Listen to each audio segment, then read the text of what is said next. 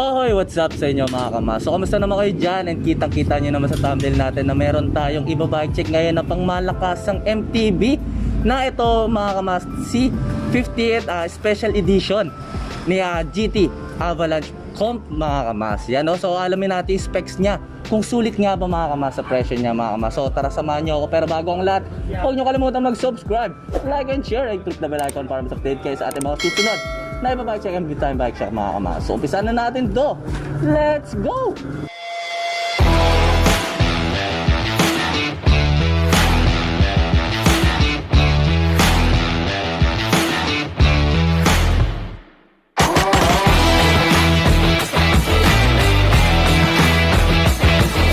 Mga kamas, so ito na si GT Avalanche Comp, ang 50th Special Edition ni GT mga kamas. And bago natin umpisan to, gusto ko lang munang batiin na happy 50th or 50 years anniversary kay GT Philippines mga kamas. So isang palakpakan naman dyan.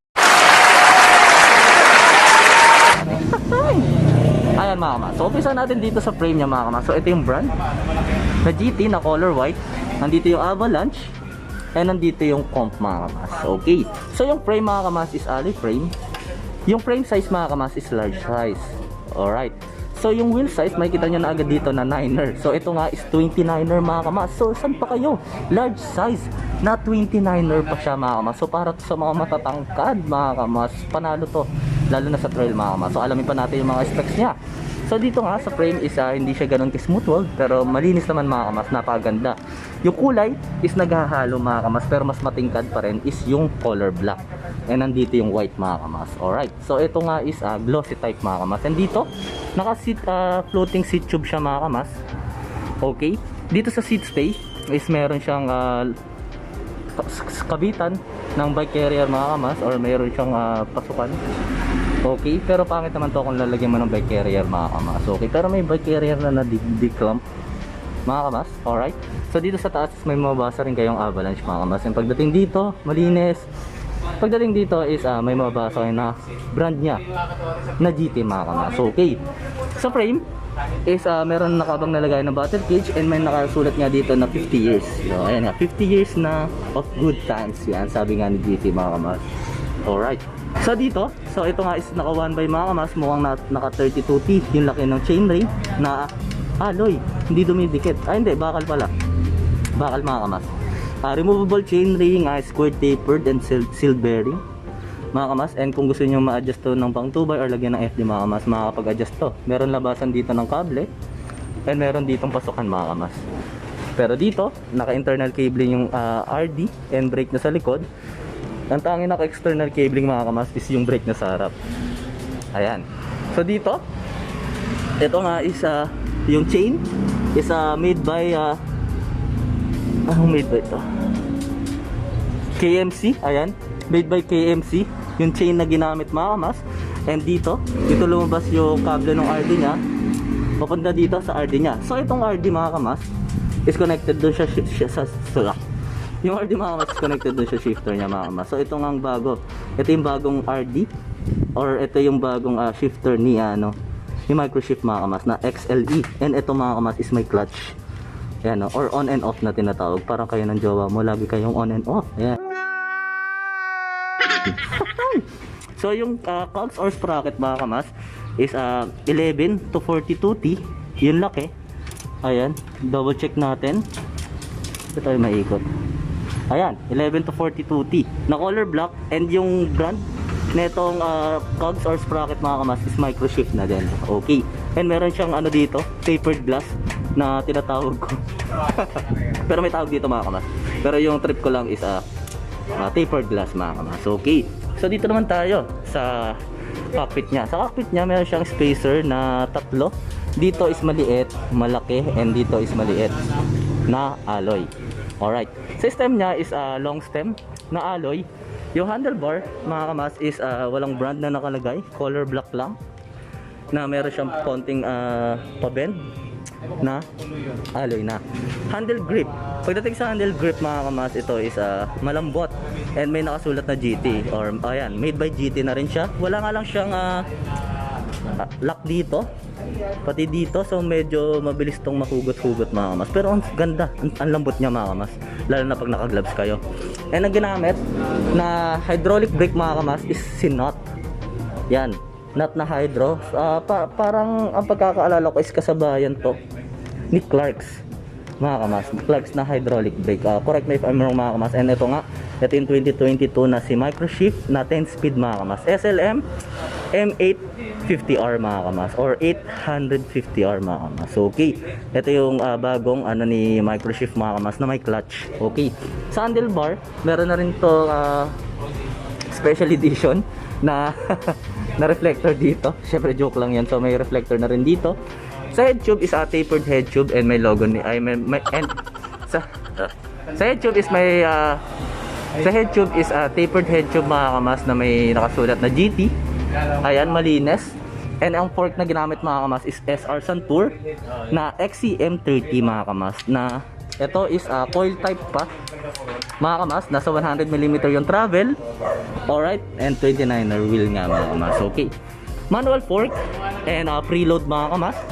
Yung rims is double wall made by WTB SX19 mga kamas, na spokes is alloy. Okay, alloy yung spokes mga kamas, hindi dumidikit. Ayan, no? Yan, dito dumidikit, ito dito. Alloy yung spokes mga kamas. Naka-press na valve mga kamas. Yan yung gulong na ginamit mga kamas, WTB Ranger na 29/2.25 yung lapad mga kamas. So ayan yung lapad. Yan, malapad siya mga kamas. Maliliit yung knobs pero madami. Sok na sok to pang trail. May reflector din dito sa may spokes. Yung hubs niya mga kamas is sad to say, di pa to nabibinyagan. Wala pang birth certificate, color black lang, pero silvering naman na.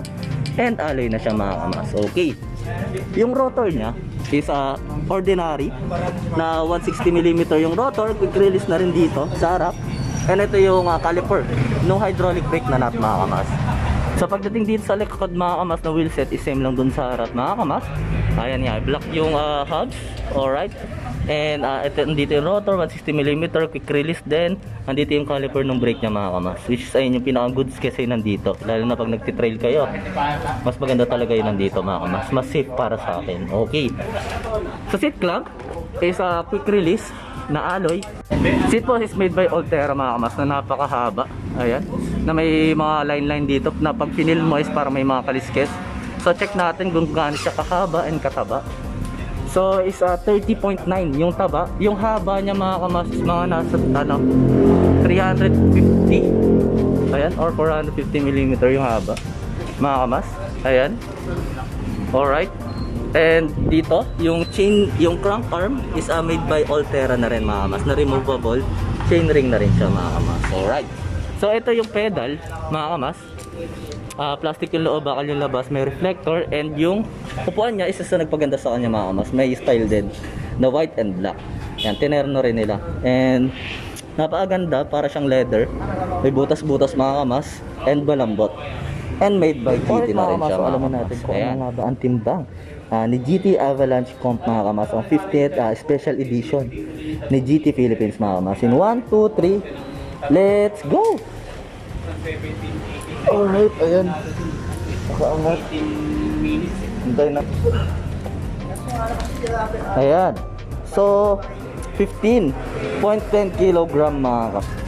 Alright mga kamas, so ayun yung specs, ayun yung weight ni GT Avalanche Comp, ang 50th special edition ni GT Philippines mga kamas. So magkano nga ba to?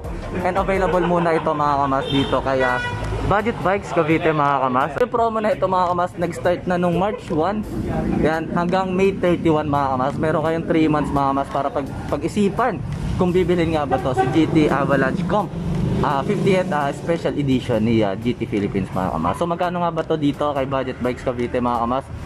Ang dating presyo mga kamas is 41,000 pesos SS. Ngayon is 37,000 pesos SS mga kamas. Nag-start na yan nung March 1 hanggang May 31, 2022 mga kamas. So ngayon mahaba yung pag-iisipan nyo. Yan, kung kukunin nyo ba at mapupusuan nyo etong si GT Avalanche Comp Edition mga kamas. Yan ang special edition ni GT Philippines mga kamas. Ayan, so follow nyo si Budget Boys Cavite and meron sila sa Shopee mga kamas. Available din to sa kanila mga kamas. Ayan. Mga kamas, so ayun yung kaganapan natin at pag-share ko sa inyo dito kay GT Avalanche Comp ang 50th special edition ni GT Philippines mga kamas. So ulitin ko, happy 50th anniversary ulit kay GT Philippines mga kamas. And ayan, follow nyo si GT Philippines mga kamas sa Facebook page and si Budget Boys Cavite mga kamas, and sa Shopee nila mga kamas. Sa description below, and lalagay ko na rin dyan sa comment section yung link ng Facebook page ni GT Philippines, ni Budget Boys Cavite, at ng Shopee page or Shopee link ni Budget Boys Cavite mga kamas, para mabilis kayong makapag-inquire sa kanila mga kamas. So meron ka 3 months para pag-isipan kung bibili nyo ba to si GT Avalanche Comp, ang special edition ni GT Philippines mga kamas. So ayun muli, maraming salamat mga kamas sa solid na sumusuporta dyan at sa walang sawang sumusuporta. And syempre huwag nyo kalimutan mag-subscribe, like and share, and click the bell icon para mas updated kayo sa ating mga susunod na iba bike check and bibis time bike shop mga kamas. So God bless everyone, always wear your helmet and obey traffic rules. Yun lang, peace!